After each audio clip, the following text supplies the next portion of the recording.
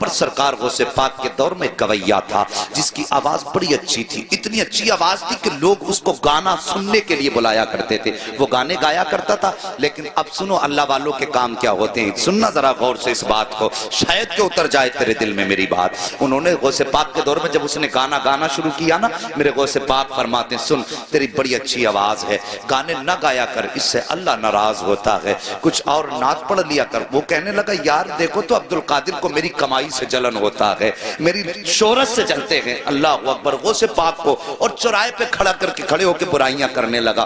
آج بھی کچھ لوگ ہوتے ہیں نا، ان سے کہہ دو کہ صاحب یہ کام نہ کرو تو کہتے ہیں نہیں جی تم تو میری برائی مجھ سے جلتے ہو، میری ترقی سے جلتے ہو۔ اللہ اکبر، ایسے ہی اس نے جواب دیا۔ وقت گزرتا گیا، لوگوں میں اس کی بڑی مقبولیت ہوئی، وہ پیسے کما کے لاتا تھا، گھر والے کھانا کھلا دیتے تھے، لاتا تھا کھلا دیتے تھے، لیکن یاد رکھو ہر چیز کی ایک عمر ہوتی ہے۔ اور صاحب کبھی یہ سوچ کے گناہ نہ کیا کرو کہ بڑھاپا آئے گا تو توبہ کر لیں گے، ابھی تو جوانی ہے، ابھی تو دیکھا ہی کیا ہے۔ نہیں جی، عمر کے کسی بھی حصے میں موت آ سکتی ہے۔ قسمت والے ہوتے ہیں جنہیں بڑھاپا ہاتھ آ جاتا ہے۔ اب تو دیکھا کہ سفید بالوں والے بستر پہ لیٹے رہتے ہیں اور جوان لوگوں کے جنازے گھروں سے ہم نے اٹھتے دیکھے ہیں۔ یار موت کی تیاری کر لو، موت کی تیاری کر لو، اللہ کے بندو موت کو دور نہ جانو۔ موت ہمارا پیچھا کر رہی ہے، ہم موت سے بھاگ رہے ہیں لیکن موت ہمارے پیچھے ہے، ایک دن آ کے ہمیں پکڑ لے گی۔ اللہ اکبر، سرکار غوث پاک فرماتے ہیں سن تو توبہ کر لے۔ اس نے کہا نہیں تم جلتے ہو میری ترقی سے۔ وقت بدلا، گلے میں اب اس کے بڑھاپے کے اثر آئے، آواز دبنے لگی، لوگوں نے اس کو بلانا شروع کر دیا۔ لوگوں نے جب اس کو بلانا شروع بند کر دیا، جب آواز ختم ہوئی لوگوں نے بلانا بند کیا، پیسہ ختم ہوا، گھر والوں نے کھانا کھلانا بند کیا۔ کچھ دن تک پیسہ رہا، گھر والے کھلاتے رہے، لیکن جب پیسہ بالکل ختم ہوا گھر والوں نے اس کو کھانا دینا بند کر دیا، اپنوں نے منہ لگانا بند کر دیا۔ جب اپنوں نے منہ لگانا بند کر دیا، پھٹے کپڑے ہو گئے، میلا لباس ہو گیا، کوئی کھلاتا نہیں تھا، مکھیاں بدن پہ بھنکنے لگی، کوئی پاس نہیں بیٹھاتا تھا، جا کے قبرستان میں جا کے بیٹھ گیا، سوچنے لگا ایک دن یہیں پہ آنا ہے، ہو سکتا ہے کوئی مجھے کاندھا نہ دے۔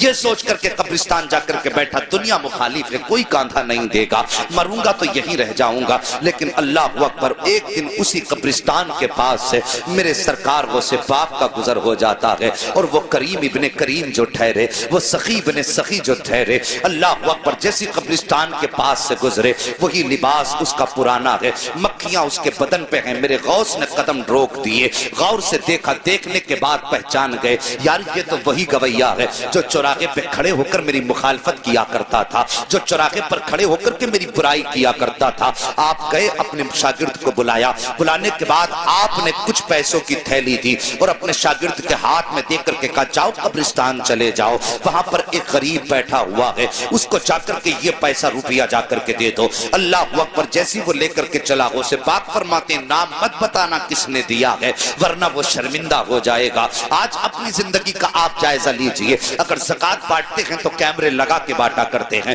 خیرات تقسیم کرتے ہیں تو کیمرے لگا کے تقسیم کیا کرتے ہیں۔ یار ہم نے کوئی نیکی کی تو اللہ کو دکھانے کے لیے کی یا بندوں کو دکھانے کے لیے کی ہے؟ اگر دنیا کو دکھانے کے لیے کرتے ہو تو یہ نیکی تمہارے منہ پہ مار دی جائے گی، اگر اللہ کو دکھانے کے لیے کر رہے ہو تو پھر کسی کی پرواہ نہ کرو، کوئی دیکھے نہ دیکھے، بس یہ سوچا کرو کہ یا تو خدا دیکھے یا مدینے والا مصطفیٰ دیکھ لے، اور کسی کی غربت کا تماشا نہ اڑایا کرو۔ آج لائنیں لگتی ہیں، رمضان کا مہینہ آئے گا، خیرات بانٹیں گے دولت والے، اعلان کریں گے اس کی طرف سے کمبل بٹ رہے ہیں، وہ غریب جا کے بیٹھ جاتے ہیں، شرم نہیں آتی؟ انتظار کراتے ہو، آگے بڑھو، وقت بہت کم ہے۔ ساقب میں کہتا ہوں کوئی بھی کام کرنا ہو اللہ کی رضا کے لیے کیا کرو، ہمیں مرنا ہے، بس یہ یاد رکھو، ہمیں حسنین کے نانا کو منہ دکھانا ہے، مولا علی کا بھی سامنا کرنا ہے، صاحب ان کا سامنا کرنا ہے، کس منہ سے سامنا کرنا یہ تجھے اور مجھے سوچنا پڑے گا۔ سرکار غوث پاک فرماتے ہیں جا کے اسے بتانا مت کس نے دیا ہے۔ یہ آیا مرید لے کر کے، آنے کے بعد قبرستان میں اسی غریب کے ہاتھ میں جا کے جب تھیلی رکھی نا، اس نے یوں چہرہ اٹھایا اور دیکھ کے آنکھوں میں آنسو آ گئے، کہنے لگا یار یہ تو بتا دے، پورے شہر کے اندر کسی نے مجھے منہ تک نہیں لگایا، کوئی مجھے ایک وقت کا کھانا دینے تیار نہیں ہے، یہ بتا یہ اتنا اتنا احسان کس نے کر دیا ہے؟ کون ہے اتنا مہربان جو مجھ سے اتنا پیار کرتا ہے؟ شاگرد کہتا ہے مجھے دینے کا حکم ہے، بتانے کا حکم نہیں دیا گیا ہے۔ یہ کہہ کے شاگرد جب چلنے لگا اس نے کہا ٹھہر مجھے پتا ہے۔ اللہ اکبر، جیسی وہ واپس آیا ہے، وہ مرید شاگرد آ گیا، سرکار غوث پاک پڑھانے میں مصروف ہیں۔ جب واپس آیا تو آ کر کے وہی فقیر بھکاری دروازے پہ کھڑا ہو گیا۔ میرے غوث اپنی جگہ سے اٹھ کے کھڑے ہو گئے۔ ہاں ہاں، یہ آئینہ ہے آج کے پیروں کے لیے جن کے پاس غریبوں سے ملنے کا ٹائم نہیں ہوتا ہے، ان پیروں کے لیے جو امیروں کے یہاں پہ صبح و شام گزارا کرتے ہیں، غریب دروازے پہ آئے تو اسے ٹائم دے کے ٹال دیا کرتے ہیں، تجھے جمعرات میں آنا، تجھے پیر میں آنا ہے۔ امیر آ جائے تو آئیے استقبال کیا جاتا ہے۔ یار شرم کرو، تم کتنے بھی بڑے پیر ہو جاؤ، غوث پاک سے بڑے پیر نہیں ہو سکتے ہو۔ اخلاق دیکھو میرے غوث پاک کا۔ جیسے یہ غریب دروازے پر آیا ہے، آ کر کے میرے غوث نے دیکھا کھڑا ہے، اٹھ کے اپنی جگہ سے کھڑے ہو گئے اور فرماتے ہیں بتا اب بھی کچھ کمی رہ گئی ہے؟ اتنا سندا تھا، آنکھوں میں آنسو آئے، ہچکی بھر کے رونا شروع کر دیتا ہے۔ میرے غوث اپنی جگہ سے چلے ہیں، چلنے کے بعد اس کے پاس جا کے کھڑے ہو گئے۔